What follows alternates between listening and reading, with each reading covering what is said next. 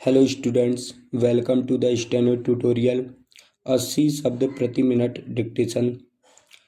लेखक हैं ओपी शुक्ला, दीपक प्रकाशन।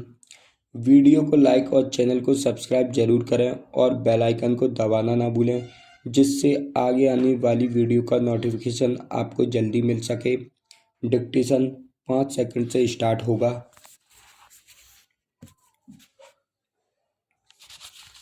Yes, start. उपाध्यक्ष महोदय, इस समय देश के सामने सबसे बड़ी समस्या खाने पीने की चीज़ों की है। इस संबंध में एक माननीय सदस्य का जो भाषण सदन में हुआ, उससे मुझे कोई आश्चर्य नहीं हुआ। मैं इस बात को मानता हूँ और सारे देश के लोग भी मानते हैं।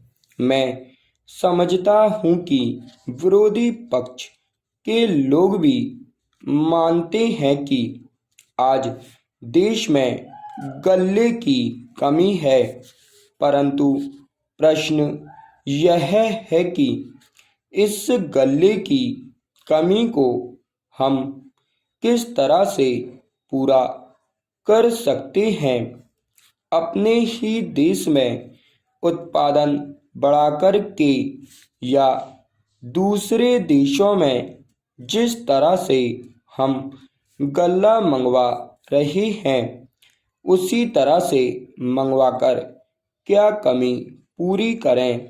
आज लोगों में गल्ले की कमी की वजह से उत्तेजना फैल रही है, परेशानी बढ़ रही है और दिक्कतें बढ़ रही हैं। यह बिल्कुल स्पष्ट है। खास तौर से कुछ दिन पहले केरल के संबंध में इस सदन में बहस हुई। बंगाल में भी गल्ले की कमी की वजह से हालत खराब हो रही है, लेकिन मैं समझता हूँ कि देश के जितने सूबे हैं, उन सब में करीब करीब वैसी ही हालत है। ऐसी हालत में हमारे देश के अंदर अपने प्रयत्नों से और अपनी मेहनत से गल्ले का अधिक से अधिक उत्पादन किया जाए, इसमें कोई दो राय नहीं है। Paragraph change. मैं खास तौर से अपने सूबे के संबंध में कहना चाहता हूँ। वहाँ पर ऐसी काफ़ी ज़मीन है जिसमें सिंचाई की कोई भी व्यवस्था नहीं है।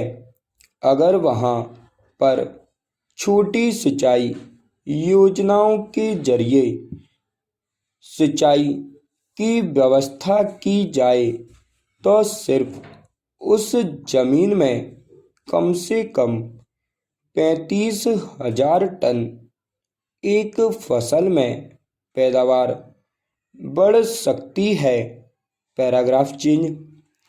उपाध्यक्ष महोदय, जहां पर उत्पादन बढ़ाने और दूसरे देशों के ऊपर निर्भर नहीं रहने की बात है, हमें देखना होगा कि सिंचाई की व्यवस्था और खाद, इन दोनों में किसकी आवश्यकता पहले है। मैंने पहले भी यह कहा कि खाद के ऊपर अगर ज़्यादा जोर दिया गया और सिंचाई के कामों की उपेक्षा की गई तो नतीजा यह होगा कि जिन राज्यों में सिंचाई की अधिक से अधिक व्यवस्था है, वहीं पर इसका उपयोग हो सकता है। अनाज की कमी वाले इलाकों में जहाँ पर सिंचाई की व्यवस्था नहीं है, उत्पादन नहीं होगा।